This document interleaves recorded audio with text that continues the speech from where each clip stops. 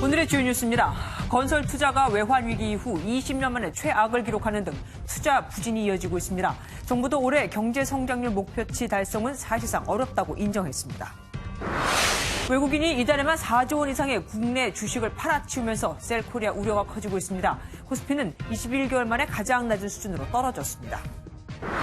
정부가 3년 안에 국공립 유치원을 40%까지 확대하고 국가관리 회계 시스템인 에듀파인을 도입하겠다고 밝혔습니다.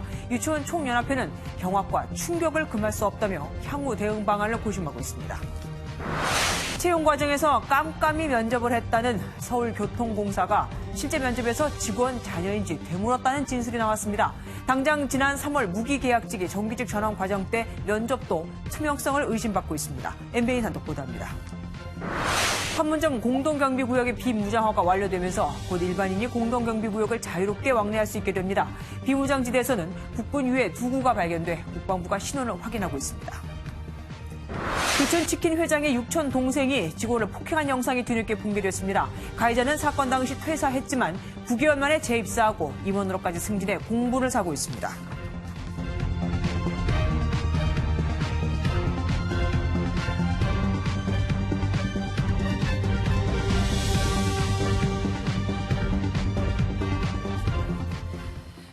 얼마 전 우리 경제 성장률을 3.0%에서 2.9%로 또다시 2.7%로 낮추어 잡았던 한국은행.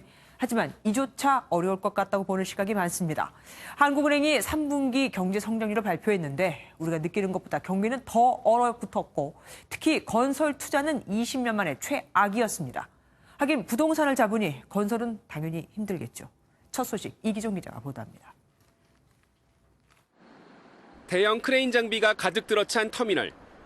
건설 현장에서 쉴 새 없이 가동돼야 할 중장비들이 할 일 없이 자리만 지키고 있습니다. 공사 일감이 줄어든 탓입니다. 한 달에요? 일수로 치면은 반 정도밖에 안 돼요. 작년 말 때부터 일 계속 없었던 거죠. 지난 3분기 건설 투자는 전분기보다 6.4% 감소했습니다. 외환 위기를 겪었던 1998년 이후 20년 만에 가장 많이 줄어든 겁니다. 정부 건설 프로젝트가 줄었고 부동산 규제 영향도 한몫한 것으로 분석됩니다. 일자리 유발 효과가 큰 건설 투자 감소로 올해 건설업 취업자 증가 수는 지난해의 3분의 1 토막이 났습니다. 건설 투자와 함께 체감 경기를 보여주는 설비 투자 역시 부진합니다. 반도체와 디스플레이 등의 설비 증설이 상반기까지 대부분 마무리됐기 때문입니다. 이 같은 투자 부진은 당분간 지속될 것으로 보여 체감 경기는 더욱 꽁꽁 얼어붙을 전망입니다. MBN 뉴스 이기종입니다. 한국은행이 발표한 3분기 GDP 증가율은 0.6%, 2분기 연속 0%대 성장세입니다. 이마저도 수출을 걷어내고 나면, 그러니까 내수만 따지면 마이너스 1.1%, 역성장세입니다. 잘 나간다는 수출도 사실 들여다보면 반도체 의존도가 큽니다. 뒤집어 말하면 반도체 경기가 꺾이면 수출이 부진하고 한국 경제는 뒷걸음친다는 말이 되겠죠. 한국은행이 성장률을 2.7%로 낮춰 잡았을 때 그래도 2.9%를 자신했던 김동연 경제부총리도 이제는 2.9% 달성이 어렵다고 인정했습니다. 여기에 글로벌 경기 둔화까지 겹치면서 굳건하던 우리 대기업마저 흔들리고 있습니다. 재계 2위 현대차가 오늘 최악의 실적 마이너스 76%를 발표한 겁니다. 서영수 기자입니다. 현대자동차가 올해 3분기 매출 24조 4,337억 원, 영업이익 2,889억 원을 기록했다고 공시했습니다.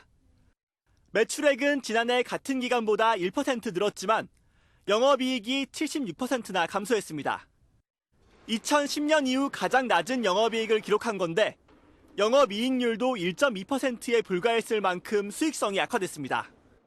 글로벌 무역 침체로 인해 주력 시장인 미국과 중국에서 부진한 게 예상을 뛰어넘은 어닝 쇼크로 이어진 것이란 분석입니다.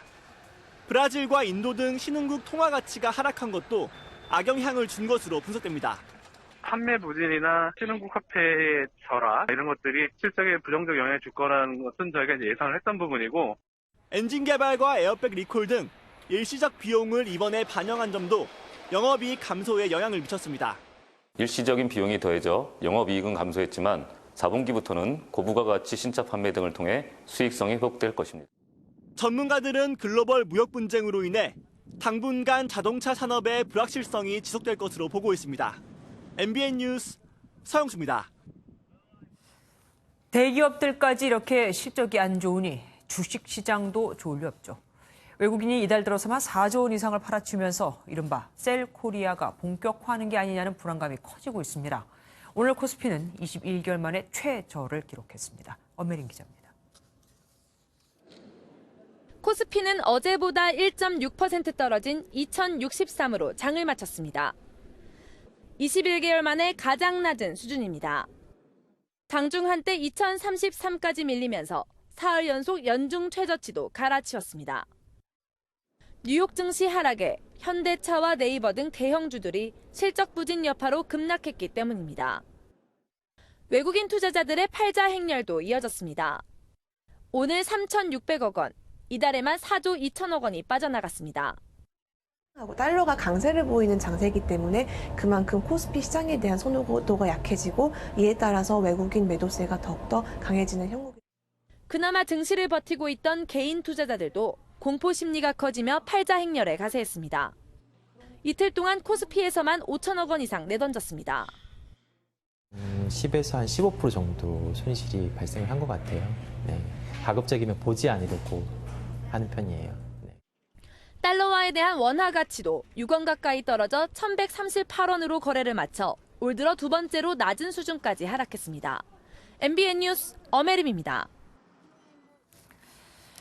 국민적 공분을 사고 있는 사립유치원 비리에 대한 종합 대책이 나왔죠. 국공립유치원 비중 40%를 당초 계획보다 1년 앞당겨 달성하고 회계 투명성을 높이기 위해 국가 회계 시스템도 2020년까지 전면 도입하기로 했습니다. 이현재 기자가 보도합니다. 정부와 여당이 발표한 사립유치원 종합대책의 주요 골자는 우선 국공립유치원 비중 40% 목표를 1년 앞당기겠다는 겁니다. 이를 위해 당장 내년도 국공립 유치원 증설 계획을 기존의 2배인 1000학급으로 늘려 2021년까지 총 2600학급을 새로 만들기로 했습니다. 부모 협동형, 공영형, 매입형, 장기 임대형 등 국공립 유치원의 형태를 다양하게 해서 국공립 유치원을 신속하게 확대하도록 하겠습니다. 당정은 국공립 학교에 적용되는 국가 회계 시스템인 에듀파인도 2020년까지 사립유치원에 전면 도입하기로 했습니다. 19년에는 일정 규모 이상의 유치원 및 희망 유치원에 한해 우선 적용하고 2020년부터는 모든 유치원 사용을 의무화합니다. 사립유치원에 지원되는 지원금을 보조금으로 바꿔 불법적으로 사용할 경우 횡령죄 처벌이 가능하도록 법 개정도 추진할 방침입니다. 이 밖에도 유치원 설립자와 원장의 자격 기준을 강화하고 집단 휴원이나 일방적 폐원에 대해선 제재를 하는 방안도 종합대책에 포함됐습니다. MBN 뉴스 이현재입니다. 현재 국공립 유치원에 다니는 원생은 전체 24%밖에 안 됩니다. 나머진 사립유치원에 다니는 거죠. 국공립 유치원 취원율을 40%로 끌어올리려면 과제가 그렇게 만만치 않습니다. 결국은 예산이 문제입니다. 전남주 기자가 짚어봤습니다. 유치원생 100여 명이 다니는 서울의 한 사립유치원입니다. 최근 원생이 정원의 38% 수준으로 줄어들자 곧 문을 닫을 예정입니다. 시교육청이 이 유치원을 60억 원에 매입해 내년부터는 공립유치원으로 전환하기로 했습니다.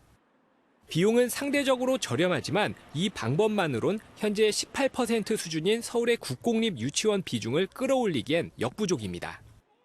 국공립유치원을 새로 짓는 방법이 최선이지만 한 곳당 100억 원 이상이 드는 비용과 부지 확보가 걸림돌입니다. 국공립 유치원 설립에만 앞으로 3년간 최소 6천억 원 이상이 소요될 것으로 정부는 보고 있습니다. 부지 확보를 쉽게 하기 위해 학교 용지법에 유치원을 추가하고 인구가 많이 유입되는 택지지구의 국공립 설립의 의무 비중을 확대하는 방안도 필요합니다.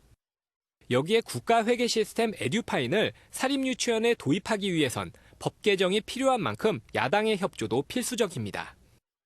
먼저 사립유치원이 에듀파인이나 국가회계 시스템을 도입을 통해서 회계 투명성 등을 먼저 확보하고 이를 통해 국민의 신뢰를 어느 정도 회복한 후에 본인들의 좀 목소리를 같이 내고 조금씩 수정을 요구하는 게 맞지 않냐. 하지만 사립유치원들이 집단 반발하거나 정치권 로비에 나설 경우 과정이 순탄치만은 않을 것이란 전망도 나옵니다. MBN 뉴스 전남주입니다. 전국 시도교육청이 일제히 유치원 감사 결과를 공개하면서 각종 비리 백태가 드러났고 학부모들은 또다시 분노했습니다. 하지만 한유총은 정부가 사립유치원의 생존을 불가능하게 하고 있다며 반발하고 있습니다. 고정수 기자입니다. 서울의 한 사립유치원입니다. 이 유치원 설립 때는 개원 당시 시설 공사비 등을 유치원에 청구해 2년간 약 1억 5천만 원을 챙겼습니다. 이 밖에도 유치원장 병원비와 조의금으로 수백만 원을 유용한 사례 등도 적발됐습니다. 이렇게 서울시 교육청이 2013년 1월부터 올해 9월까지 감사한 결과 유치원 처분 건수는 249건에 달합니다. 전국 시도교육청에서 동시다발적으로 공개된 사립유치원 비리 백태는 혀를 내두를 정도입니다. 직위 해제한 교사 수당을 빼먹거나 심지어 유치원 설립자를 소방시설 관리자로 채용해 돈을 챙긴 경우도 있습니다. 학부모들의 불신은 더 커지고 있는 상황입니다. 사람이 이제 돈이 가는데 마음이 가기 마련인데 재정이 투명하게 관리가 되지 못하는데 어떻게 다른 것들을 투명하게 관리할 수 있을까라는 사실 의문. 이런 가운데 한유총 비대위는 예상보다 강력한 정부 대책에 예정됐던 기자회견까지 취소하고 대응책을 고심하고 있습니다. 한유총은 대신 너무 충격적인 정부 조치에 경악과 충격을 금할 수 없다며 이는 사립유치원의 생존을 불가능하게 만드는 것이란 입장문만 내놨습니다. MBN 뉴스 고정수입니다. 서울시는 서울교통공사가 무기계약직을 정규직으로 전환하는 과정에서 공정을 기하기 위해 블라인드 면접을 실시했다고 강조했죠. 그런데 메트로 때 면접을 치렀던 응시자들의 말은 다릅니다. 서울 메트로일 때 그랬다면 교통공사로 바뀐 뒤에도 그랬을 개연성이 있겠죠. 이혁준 기자가 단독 보도합니다. 서울시 의회를 통해 들어온 제보입니다. 서울교통공사로 통합되기 전인 지난 2016년 3월 서울 메트로 공채 시험에 지원했던 A씨는 면접 도중 황당한 일을 겪었습니다. 면접관이 구름 면접에서 응시자에게 너 누구 아들 아니냐 닮았다라고 말하는 걸 들은 겁니다. 서울 메트로는 2014년부터 블라인드 면접을 한다고 공언해온 터였습니다. 이후 서울교통공사가 올해 3월 무기계약직을 정규직화하는 과정에서 실시했다는 블라인드 면접도 그 투명성이 의심되고 있습니다. MBN이 어렵게 접촉한 서울교통공사 직원들은 지난 3월 채용에 대해 의구심을 표합니다. 노조는 회사랑 같이 노사협의를 진행하잖아요. 정규직 전환을 미리 알았는지 노조 간부들의 자녀와 친척들이 무기계약직으로 많이 들어왔다고 알고 있습니다. 기존 정규직 공채들은 정규직이 된 비사무직 직원들이 사무직으로 직종을 변경시켜달라고 요구하는 통에 자괴감마저 느끼고 있다고 전했습니다. 노조는 아예 입을 닫고 있는 상황. 우리 내부가 너무 복잡하니까요. 이와 관련된 모든 부분들에 대해서 답할 것이 없기 때문에 이상 끊겠습니다. 직원들에게 동의조차 구하지 않고 일사천리로 진행한 서울교통공사 무기계약직의 정규직화는 캘수록 의문투성입니다. MBN 뉴스 이혁준입니다. 임종원 전 법원행정처 차장은 양승태 대법원 당시 나라 돈을 빼돌려서 비자금을 만든 혐의를 받고 있습니다. 임 전 차장은 이 비자금을 당시 행정처 직원이 조성했다고 주장했는데 그 직원의 말은 다릅니다. 싫다는데 억지로 시켰다는 겁니다. 이혁근 기자가 단독 보도합니다. 검찰은 지난 2015년 법원행정처가 공보관실 운영비 예산 3억 5천만 원을 신청해 비자금으로 빼돌려 가짜 증빙 서류를 만든 정황을 포착했습니다.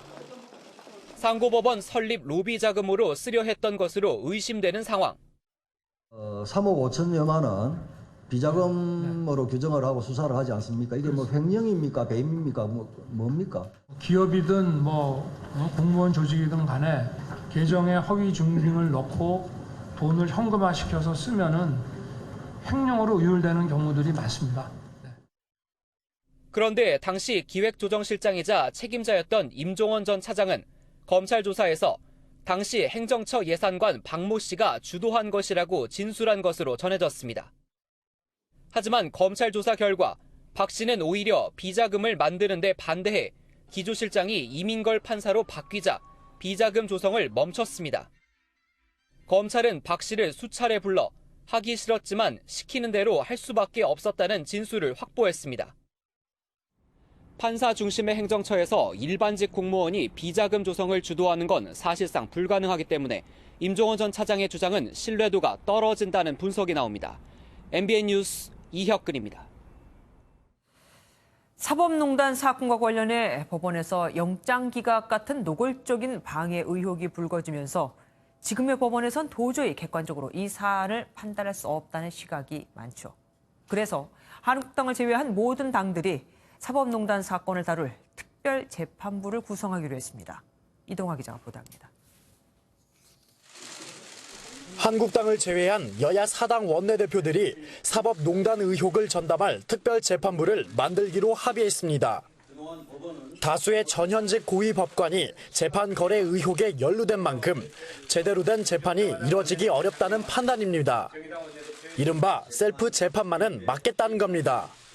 수사 진행 경과를 보면 법원이 과연 수사에 협조하고 사법농단의 진실을 밝힐 의지가 있는지 의구심을 지을 수 없습니다. 법원을 향해선 압수수색 영장조차 제대로 발부하지 않고 있다며 강하게 비판했습니다. 일반 형사사건의 압수수색 영장 발부율은 90%에 달합니다. 하지만 사법농단 사건 압수수색 영장은 단 한 건도 온전히 발부된 적이 없습니다. 사법 체계를 흔들 수 있다는 비판에 대해서도 외부에서 추천한 현직 판사 3명을 1심과 2심 법원에 배치하면 문제가 없다는 입장입니다. 자유한국당 김성태 원내대표는 반대 입장을 분명히 했습니다. 지금의 사법부를 부정하고 독립성을 침해하는 처사라는 겁니다. 한국당의 반발 속에 법제사법위원회의 위원장도 한국당이 맡고 있어 실제 법안이 본회의를 통과하기까지는 상당한 진통이 예상됩니다. MBN 뉴스 이동화입니다. 대검찰청에 대한 법사위 국감에서 문무일 검찰총장이 검찰의 사법농단 수사가 올해 안에 마무리되면 다행이다고 밝혔습니다. 그만큼 차질을 빚고 있다는 뜻이겠죠. 내일 영장 심사를 받는 임종원 전 법원 행정처 차장에 대해서는 구속되기를 바란다는 입장도 밝혔습니다. 이병주 기자입니다. 대검찰청 국정감사에서 문무일 검찰총장은 애초 사법농단 수사는 3, 4개월 안에 마무리할 계획이었는데 차질을 빚었다고 밝혔습니다. 수사가 지연되게 됐고 이 지연된 정도가 너무 늘어져서 금년 안에 마무리되면 참 다행이겠다 하는 생각을 하고 있습니다. 정치권에서 논의 중인 특별재판부에 대해서는 국회 일이라며 말을 아꼈습니다. 내일 영장 심사를 받는 임종원 전 법원행정처 차장에 대해선 구속 기대감을 내비쳤습니다. 판례와 법적 원리에 보면 거기에 합당한 아마 결론이 날 거라고 생각합니다. 영장 발부될 것으로 말씀하시는데 제가 볼 때는 안 나올 겁니다. 기각될 겁니다.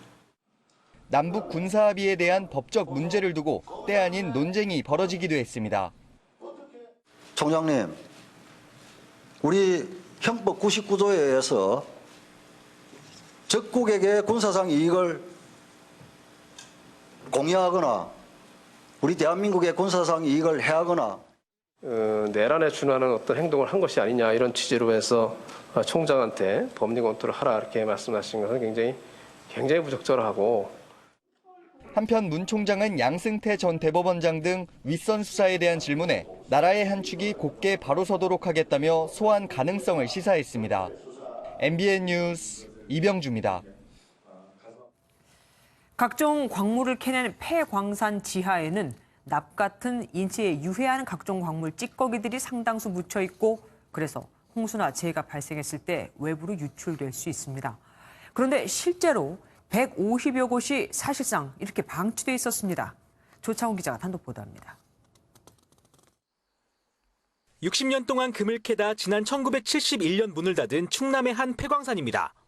광산에서 얼마 떨어지지 않은 이곳은 겉으로 보기엔 아무런 티가 나지 않지만 지하엔 많은 양의 광물 찌꺼기가 묻혀 있습니다. 문을 닫은 지 수십 년이 지났지만 관리가 제대로 안 될 경우 광물 찌꺼기가 외부로 유출돼 인근 주민에게 큰 피해를 줄 수 있습니다. 하지만 이 같은 위험성에도 관리 감독은 제대로 이뤄지지 않고 있습니다. 한국광해관리공단이 2006년 이후 관리 중인 폐광은 전국 4,600여 곳 중 불과 60여 곳. 지난 2010년 224곳이 광물 찌꺼기가 있는 것으로 추정됐지만 8년이 지난 지금까지 152곳은 현장 실태 파악조차 안 돼 있습니다. 위험성이 큰 곳부터 조치를 취하고 있고 사유지 등은 동의를 받아야 하는 등 어려움이 있다는 설명이지만 사실상 손을 놓고 있다는 비판이 나옵니다. 취조사라든지 할 때는 동의를 받거든요. 토지 소유자가 동의를 안 해주면 저희가 사업을 할 수가 없기 때문에. 특히 사업 이후 보건 지역에서 중금속이 다시 검출되는 일까지 발생하면서 폐광산 관리에 대한 전면 재검토가 필요하다는 지적입니다. 국민 안전이나 환경 측면에서 매우 심각한 문제라고 할 수 있습니다. 기본적인 안전장치를 시급히 마련해야 됩니다. MBN 뉴스 조창훈입니다. 특허청 산하기관인 발명진흥회는 선진국의 지적재산권 현황을 살펴보는 해외 연수를 매년 진행하고 있습니다. 그런데 일정의 3분의 2가 관광으로 채워져 있고 참가자 상당수도 특허청 퇴직자와 유관기관 관계자였습니다. 김도영 기자가 단독 보도합니다.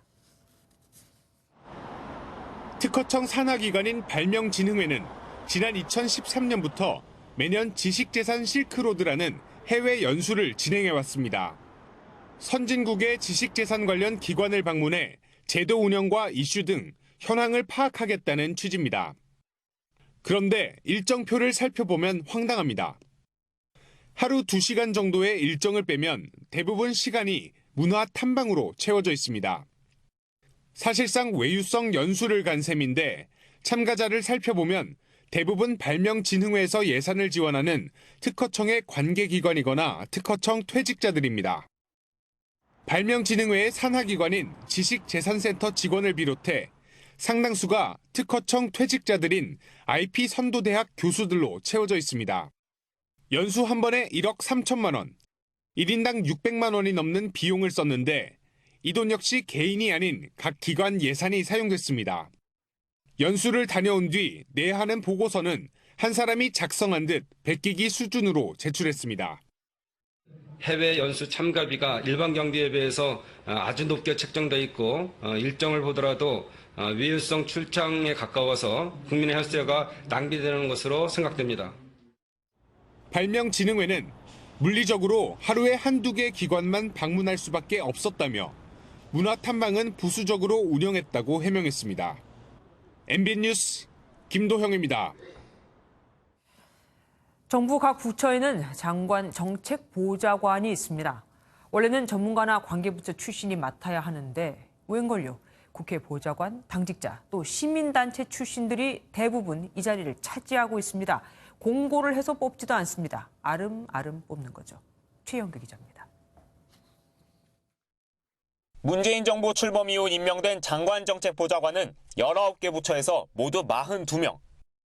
이전 정부에서 출범 첫 해 24명이 임명된 것과 비교하면 확연히 많아졌습니다. 어떤 사람들이 임명됐는지 살펴봤습니다.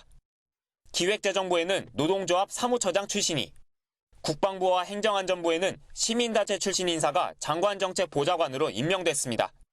국회의원 보좌관 출신을 포함해 시민단체, 당직자 출신들이 대부분이었고 관련 부처 출신이나 전문가는 단 4명에 불과했습니다. 장관정책보좌관들은 부처 업무에 대한 연구나 정책 전문가, 업무 협조에 관련된 사람들이 맡게 돼 있는데 이 규정이 모호해 누구를 임명해도 큰 문제가 없습니다. 게다가 이들은 3급 이하 별정직 공무원 대우를 받는데 공고를 통해 뽑는 다른 별정직 공무원과는 달리 공고를 하지 않아도 돼 문제의 소지가 있다는 지적이 나옵니다. 이건 심각한 정치권의 새로운 낙하산 인사다. 우리 대한민국의 주요한 정책을 결정하는 그런 역할을 할 수 있을까 의심이 가고. 이에 대해 정작 임용규정을 관리하는 인사혁신처 측은 장관정책보좌관은 부처에서 직접 적격자를 찾는다며 자신들이 개입할 일이 아니라는 입장을 밝혔습니다. 하지만 장관의 정책 능력을 강화하는 정책보좌관이라는 원래 제도 취지에 맞게 관련 규정을 개정해야 한다는 지적이 나오고 있습니다. MBN 뉴스 최영규입니다. 기획재정부 국감에선 어제 발표된 단기 일자리 대책과 고용 세습 문제로 김동연 부총리가 공격을 받았습니다. 김 부총리의 쩔쩔매는 모습 안타까울 정도였습니다. 김민수 기자입니다. 국감 시작부터 야당 의원들의 공세가 시작됐습니다. 특히 전날 발표된 정부의 단기 일자리 대책이 도마에 올랐습니다. 엄발의 오줌두기예요. 고용의 양도 일시적으로 늘어날 뿐이지 계속해서 소득주도 가지고 하다 보니까 성장도 빗나가고 그리고 일자리는 형편없어지고. 급기야 사퇴하라는 요구까지 나오자 김동연 부총리는 답답한 신경을 내비쳤습니다. 거체 문제에 대한 말씀을 하셨는데 경제가 좋아지고 일자리가 늘어날 수 있다면 그 졸업해서 이런 사람들 거치가 대수겠습니까? 공공기관 일자리 세습도 질타가 쏟아졌습니다.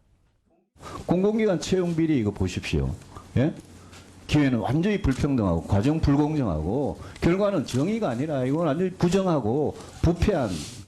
절대로 자기 식구 봐주기 이런 일이 있을 수도 없고 만약에 있다면 그거는 주무부처의 그 책임자까지도 정말 문책을 하겠다는 말씀을 드리고요. 야당의 전수조사 요구에는 주무부처를 통해 사실관계를 파악하겠다고 밝혔습니다. MBN 뉴스 김민수입니다.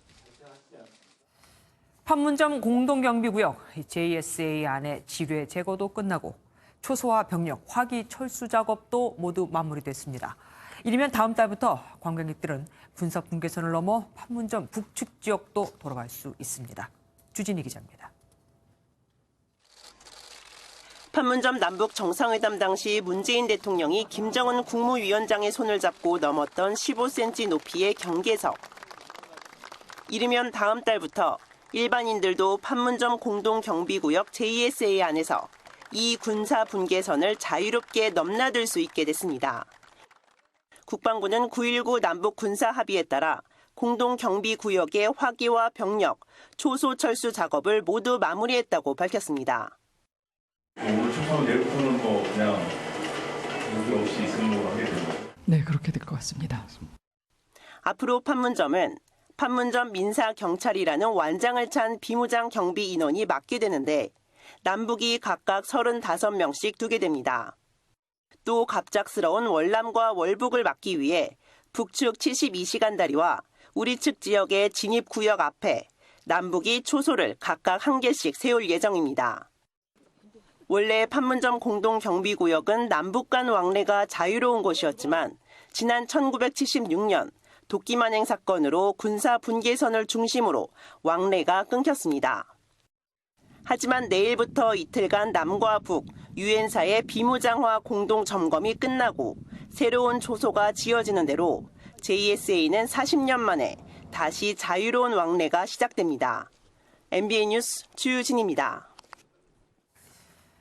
그런데 우리 군이 비무장지대 DMZ에서 지뢰 제거 작업을 하다가 6.25 전쟁 당시 전사한 것으로 추정되는 유해를 발견했습니다. DMZ에서 국군 전사자 유해가 발견된 건 이번이 처음입니다. 연장현 기자입니다.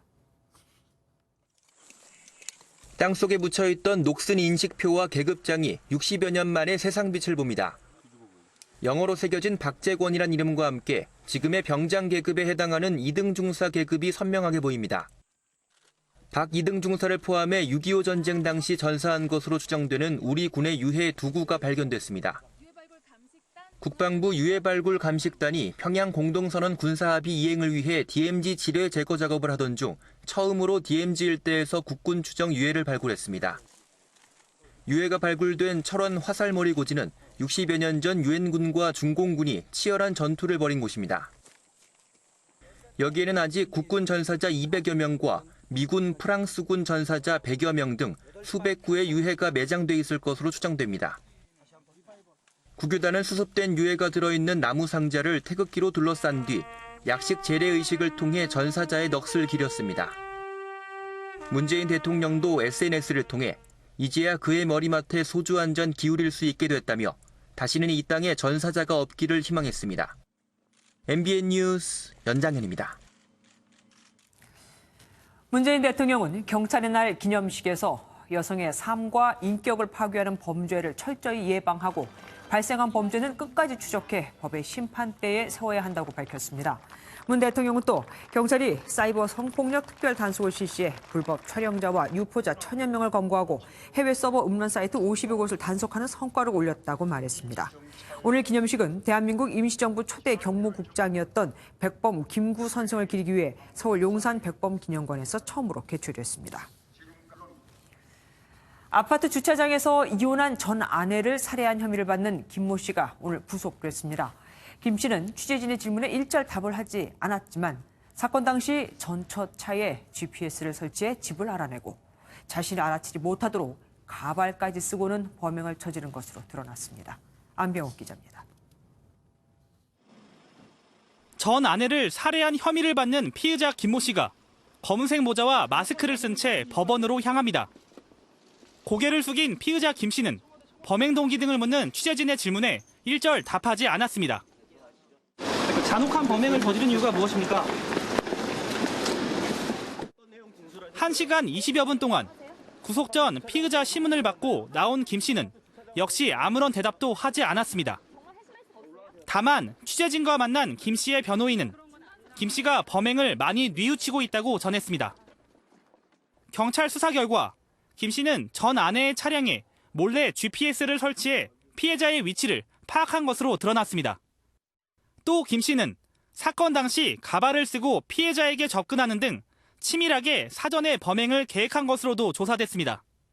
서울 남부지법은 증거인멸 우려 등으로 김 씨에 대한 구속영장을 발부했습니다. MBN 뉴스 안병욱입니다.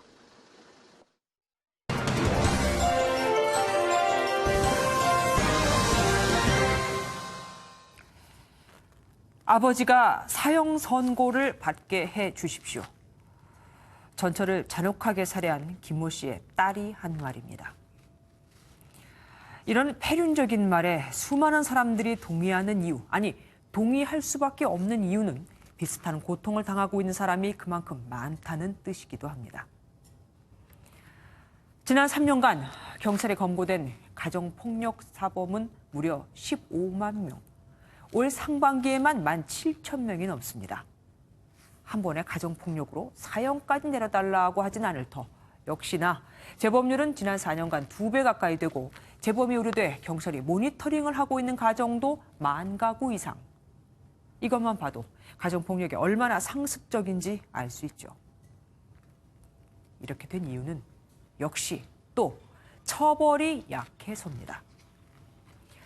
가정폭력으로 검거된 피의자 10명 중 4명은 형사사건이 아닌 가정보호 사건으로 넘어가 구속이나 벌금 등의 형사처벌이 아닌, 그러니까 친권행위 제한이나 사회봉사, 또 상당히 여러 가지 쉬운 처분으로 끝이 납니다.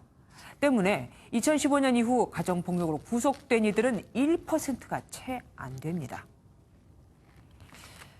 역시 가정폭력이 심각한 미국에서는 대부분의 주에서 여성폭력 방지법이 있어서 가정폭력 문제에 직접 개입합니다.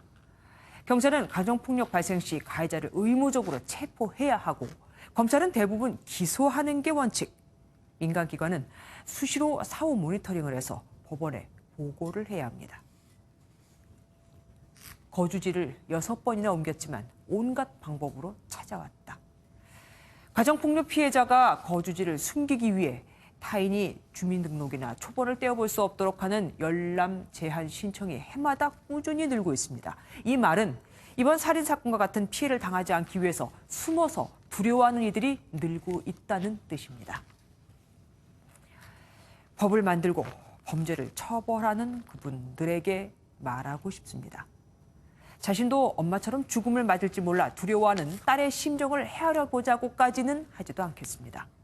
다만 폭력은 범죄고 죄를 저지르면 그만큼의 벌을 받는다는 기본적인 상식만큼은 우리 사회에 존재해야 하지 않을까요? 전처를 죽이기 전에 딸에게 했다는 아빠의 말. 엄마를 죽여도 6개월이면 나와. 이런 천인공노할 말은 상상조차 할 수 없도록 말입니다.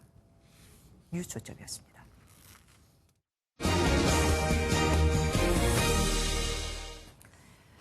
국내 유명 치킨 업체인 교촌치킨 회장 일가가 직원을 폭행한 영상이 뒤늦게 공개됐죠. 당시 부장이었던 가해자는 사건 직후 퇴사했는데 9개월 만에 재입사했고 임원으로 승진까지 해서 더 공분을 사고 있습니다. 윤지원 기자가 보도합니다. 양복을 입은 남성이 음식 문제를 지적하다 이내 직원들에게 삿대질을 하고 주먹으로 조리대를 내려칩니다. 분이 풀리지 않는지 직원을 향해 쟁반을 휘두르더니 식재료가 담긴 통을 집어던집니다. 다른 직원이 이를 말리자 목을 조르고 여직원을 조리대 옆으로 밀쳐 넘어뜨리기까지 합니다. 다시 손을 모은 직원들에게 다가가 양념통을 던지고 몇 차례나 멱살을 잡아 흔든 뒤에야 주방을 나갑니다. 지난 2015년 3월 25일 대구 수성구에 있는 교촌치킨의 한식 레스토랑 담김쌈 주방에서 벌어진 일입니다. 가해자는 교촌치킨 권원강 회장과 육촌지간인 권모 씨로 사건 직후 퇴사하는 모양새를 취했지만 9개월 만에 재입사했고 1년 만에 상무로 승진했습니다. 당시 폭행 현장에 있었던 교촌치킨 전 직원은 공개된 영상 외에도 권 상무의 폭행은 더 있었고 사내의 술버릇이 나쁘다는 소문이 파다했다고 전했습니다. 교촌치킨은 사과문을 내고 권 상무를 사직 처리했습니다. 의혹들에 대한 전면 재수사를 할 것이고요. 조직 내에 또 다른 부당한 일들이 있는지에 대한 점검도. 하지만 회장 일가의 갑질 행태에 대한 비난의 화살은 피할 수 없을 것으로 보입니다. MBN 뉴스 윤지원입니다. 완성차 업체에 신차를 넘겨받아 탁송을 하는 기사가 출고차에 치여 숨졌습니다. 그런데 출고기사는 일반 근로자가 아닌 개인 사업자여서 보상을 받기가 막막합니다. 노승환 기자가 취재했습니다. 한 완성차 업체의 신차 출고장입니다. 걸어가던 한 출고기사를 SUV 한 대가 덮칩니다. 동료들이 달려갔지만 기사는 의식을 잃었고 병원으로 가다 숨을 거뒀습니다. 응급조치를 할 수 있는 이런 것들도 없었던 것 같아요, 보니까. 그리고 구급차가 오는데 한 25분 정도 걸렸다라고 하더라고요. 하지만 이 기사는 회사로부터 산재보험이나 상해보험 처리를 전혀 받지 못합니다. 출고장에서 일을 하지만 완성차 업체나 협력업체에 채용된 게 아니라 개인 사업자로 계약을 맺는 특수고용직이기 때문입니다. 보험이나 이런 부분도 가입되어 있는 게 없다라고 하는데 그렇게 큰 회사에서 그렇게 큰 사업장에서 회사로부터 공식 보상을 받으려면 유족은 복잡한 소송을 거쳐야 합니다. 일은 근로자처럼 해도 법적으로는 근로자가 아닌 특수고용직의 권리가 법의 사각지대에 방치되어 있습니다. MBN 뉴스 노승환입니다.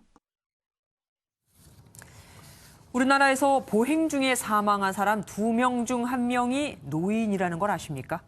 무단 횡단이 잦기 때문인데 경각심을 주기 위해서 경찰이 급기야 노인들을 대상으로 충격요법을 택했습니다. 서동균 기자입니다. 자전거를 타고 도로를 건너는 한 노인. 결국 자동차와 부딪힙니다. 도로를 건너던 한 노인도 자동차와 충돌 후 크게 다칩니다. 천만다행으로 이들은 모두 노인 분장을 한 스턴트맨들. 어르신들의 보행 중 사고가 늘어나면서 경찰이 충격요법으로 이런 행사를 마련한 겁니다. 실제 작년 9월부터 1년 동안 우리나라 보행 사망자 중 노인 보행자가 차지하는 비율은 절반이 넘는 51.4%, 2013년 44.9%를 기준으로 꾸준히 상승세를 보이고 있습니다. 노인 보행 사고가 많은 건 무단횡단이 잦기 때문입니다. 실제로 최근의 사고 영상을 살펴보니 어둑어둑한 새벽녘 도로를 달리던 자동차 앞으로 갑자기 튀어나오거나 횡단보도가 아닌 도로 위에서 갑자기 나타나는 등 무단횡단에 따른 사고가 가장 많았습니다. 대부분 횡단보도가 멀리 있거나 느린 걸음으로 건너기엔 녹색 신호가 짧다 보니 무단횡단을 하는 경우가 많습니다. 신호 체계를 보면은 끔뻑끔뻑하고 해주는 점에서 조금 더 길게 해줬으면 한 3천에 못 지나가요. 노인들은. 다리가 시원찮은데. 하루에 32건꼴로 발생하는 노인보행 사고. 무단횡단을 하지 않는 게 우선이지만 노인을 위한 맞춤형 대책도 고민해봐야 할 시점입니다. MBN 뉴스 서동균입니다. 교통법규를 어긴 차량을 골라 고의로 사고를 내고는 수억 원의 보험금을 뜯어낸 일당이 붙잡혔습니다. 모두 같은 퀵서비스 업체 직원들이었는데 범행 이유가 더 황당합니다. 사고라도 쳐서 돈을 벌어오라고 사장이 시켰거든요. 박상호 기자입니다. 오토바이 운전자가 곁눈질로 옆차선 차량을 보더니 속도를 맞춰 따라가 차량 옆을 들이받습니다. 살짝 부딪혔는데도 오토바이는 넘어졌고 남성 2명은 일어나자마자 다친 척 허리를 잡습니다. 또 다른 교차로에서도 비슷한 사고가 났습니다. 모두 같은 퀵서비스 업체 배달원입니다. 경미한 교통사고인데 타박등 정도인데 입원을 하는 겁니다. 같은 수법의 사고가 계속. 최근 1년 동안 이 업체 배달원이 낸 사고는 100여 차례, 5억 원이 넘는 보험금을 타갔습니다. 모두 고의 사고였습니다. 더 많은 돈을 타내려고 회사 차량까지 동원했습니다. 교통법규를 어기거나 운전이 미숙한 차량을 골라 사기를 쳤는데 모두 사장이 시킨 짓입니다. 근데 손님도 없으니까 밖에 나가서 사고 한번 쳐서 돈 좀 벌어온나. 뛰어드는 차량하고 사고 나면 유리하니까. 경찰은 퀵서비스 업체 사장과 배달원 등 모두 48명을 붙잡아 이 가운데 11명을 구속했습니다. MBN 뉴스 박상호입니다. 숫자를 보는 오늘의 뉴스입니다. 치과 치료를 받고 왔는데 이상하게 눈이 아파서 알아보니 구강 소독액이 눈에 들어가 있고 수술 후 거즈를 완전히 제거하지 않아 염증으로 수차례 수술을 더 받아야 하고 이렇게 병원에 갔다가 다친 사람의 67%가 의사나 간호사와 같은 의료인의 부주의 때문이었던 것으로 나타났습니다. 아픈 것도 억울한데 병원에서 병을 더 얻어온 셈이죠. 피해 유형별로는 골절, 흉터, 그리고 장기나 조직 손상 순이었는데 장애가 발생하거나 숨진 경우도 적지 않았습니다. 특히 60대 이상 고령 환자가 병원에서 많이 다쳤다고 하니 어르신들은 더 조심하셔야겠습니다. 친환경 농산물이 없는 전남 친환경 농산물센터 MBN이 단독으로 전해드렸는데 이뿐만이 아니었습니다. 임대인은 불법 증축까지 해가며 마음대로 운영을 하고 있었고 이를 감시할 평가위에는 민간 사업자가 들어가 있었습니다. 누가 누구를 감시한다는 걸까요? 정춘 기자가 단독 보도합니다. 친환경 농산물을 팔겠다며 217억 원을 들여 지은 전남 친환경 유통 건물입니다. 건축물 대장을 확인해보니 2층 테라스를 불법 증축한 사실이 드러났습니다. 지하 주차장 일부는 무단 사용하고 있습니다. 그게 다 철거가 되면 해제라고 다 같이 또 올라가거든요, 밑에. 이제 그거까지 지금 등재만 돼 있으니까. 지하에는 1층 친환경 매장보다 3배 넓은 대형마트가 들어서 있습니다. 친환경 농산물 장사가 안 될 수밖에 없습니다. 그나마 전남도의 허락 없이 올해 초 1층 매장 일부는 커피 전문점으로 내줬습니다. 사업이 잘 되는지 확인하는 자리에는 평가위원 6명 가운데 민간 사업 시행자가 포함되어 있습니다. 서로 이게 잘해보자는 취지에서 한 것이지 그쪽은 어떤 뭐 고양이한테 생선 맡긴다는 어떤 이런 개념은 아니었을 겁니다. 사업 평가도 엉터리. 해당 건물은 지하 3층부터 5층까지 지어졌는데 평가는 오로지 1층과 2층만 대상입니다. 나머지 층의 임대 수익 등은 모두 민간 사업자 몫입니다. 특혜를 준 건 전혀 그런 거 아니에요. 투자비 114억을 주고 투자금 회수하려고 할 거 아닙니까? 그냥 그 사람들 봉사하려는 거 아니잖아요. MBN 뉴스 정춘우입니다. 노인 기자단에 가입하면 매월 200~300만 원의 취재 수당을 준다며 노인들을 모아 가입비를 받은 일당이 붙잡혔습니다. 이들은 피해자들을 속이기 위해 기자 신분증까지 나눠줬습니다. 강세영 기자입니다. 단상에 선 여성이 마이크를 들고 강의를 합니다. 사진 편집도 제대로 하십시오. 45살 서모 씨가 사기를 치기 위해 만든 가짜 기자단에서 강연을 하는 모습입니다. 서 씨는 일명 어버이 기자단을 만들고 가입을 하면 취재수당 등으로 매달 200만 원에서 300만 원을 주겠다며 회원을 모았습니다. 국내에서 안정적인 직장을 찾기 힘든 50대에서 80대 중국 동포가 대상이었습니다. 옆에 뭐 뒤에 막 크게 해놨고요. 그래서 이 회사가 진짜 대단한 회사다. 정부 지원을 받는 단체란 말에 피해자들은 가입비 37만 원과 달마다 5만 원 안팎의 회비도 냈습니다. 이 일당은 피해자들을 속이기 위해 기자 신분증을 나눠주고 프레스라고 적힌 옷을 만들어 판매했습니다. 이런 수법으로 작년 7월부터 640여 명으로부터 이들이 챙긴 금액은 7억 원 상당. 하지만 1년 동안 제대로 된 활동은 없었고 회원들에게 돌아간 취재수당 역시 한 푼도 없었습니다. 수익금을 요구하는 사람들을 무시하거나 면박을 주면서 이들을 단체로부터 떨어져 나가게 하는 방법으로 회원들을 관리해왔습니다.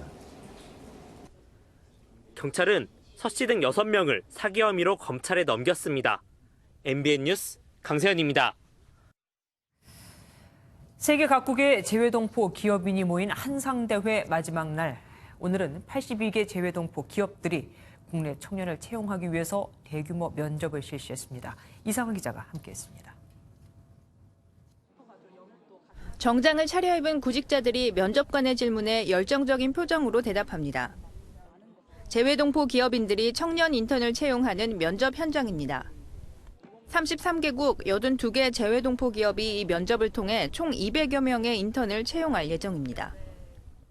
저도 젊었을 때 해외로 나가서 사업을 했고 그래서 젊은 인력들이 해외로 많이 진출했으면 하는 바람에서 어떻게 보면 교두보 역할?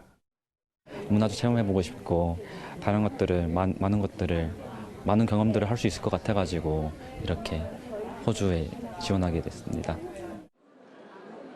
기업 전시 부스엔 청년들이 직접 생산한 아이디어 상품을 가지고 나오기도 했습니다. 흑미밥 위에 시래기가 군데군데 섞여 있습니다. 강원도 양구에서 농사를 지어 만든 즉석 시래기밥인데 세계를 무대로 하는 재외동포 기업인을 통해 수출하고 싶어 나왔습니다. 강원도 양구에서 이제 펀치볼 마을이라고 해가지고 거기서 이제 직접 시래기 농사를 재배하고 있고요.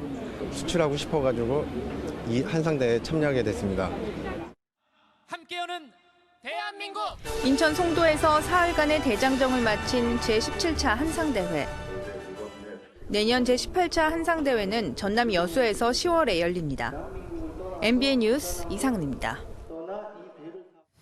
서울시가 현재 3,000원인 택시 기본요금을 내년부터 3,800원으로 올릴 방침입니다.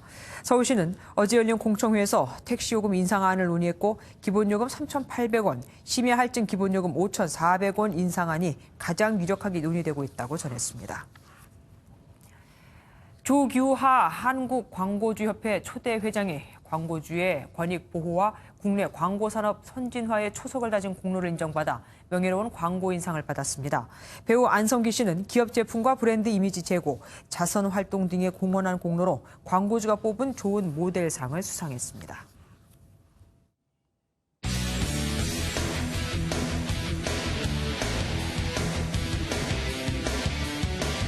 안녕하십니까. 스포츠 뉴스입니다.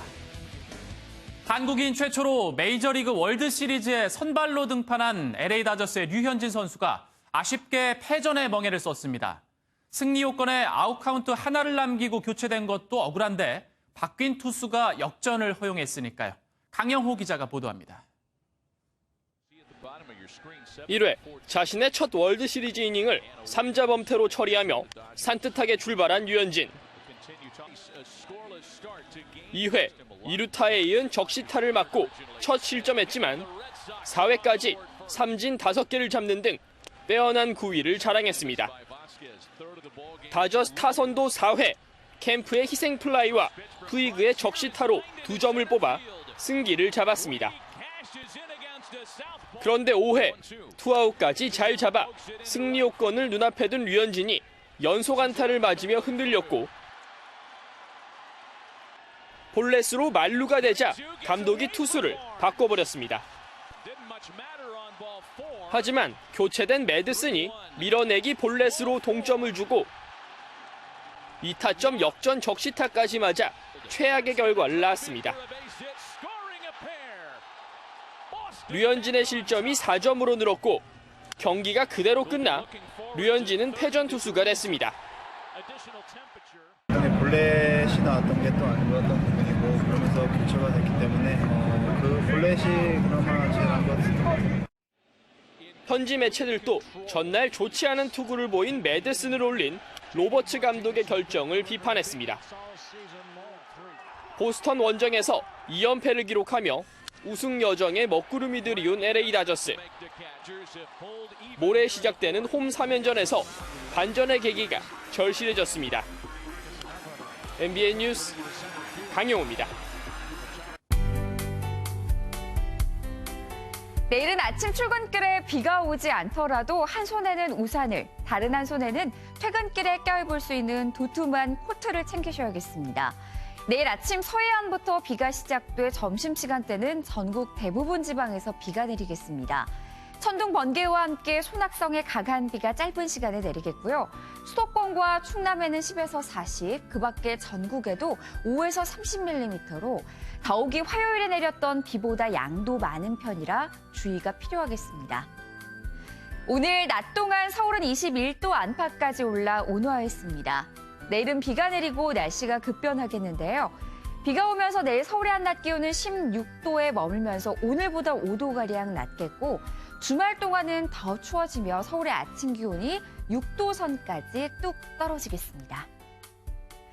내일 내리는 비는 밤에는 대부분 그치겠습니다. 남부지방 오후부터 찬바람에 체감온도도 내려가겠는데요. 내일 광주의 한낮 기온은 19도 선에 머물겠습니다. 내일 오후부터 해안을 따라서는 바람이 무척 강하게 불겠습니다. 일요일과 월요일 사이에 중부지방에서는 또다시 비가 내릴 전망입니다. 날씨였습니다. 뉴스팔이 선정한 이 한 장의 사진입니다. 파란 바다 위에 떠있는 바위섬 같기도 하고 가운데엔 태극기가 꽂혀 있기도 한 아기자기한 머핀과 케이크. 뭔가 닮았죠? 맞습니다. 독도 케이크입니다. 오늘 독도의 날을 맞아 일부 학교 급식에 나온 겁니다. 일본 영토 담당 장관이 독도가 일본에서 더 가깝다는 망언을 했다고 하죠. 굳이 울릉도와의 우리 거리를 언급하며 따질 것도 없습니다. 독도는 이처럼 우리의 생활과 의식 속에 그대로 들어있으니까요. 뉴스팔 여기서 마치겠습니다. 함께해 주신 여러분 고맙습니다.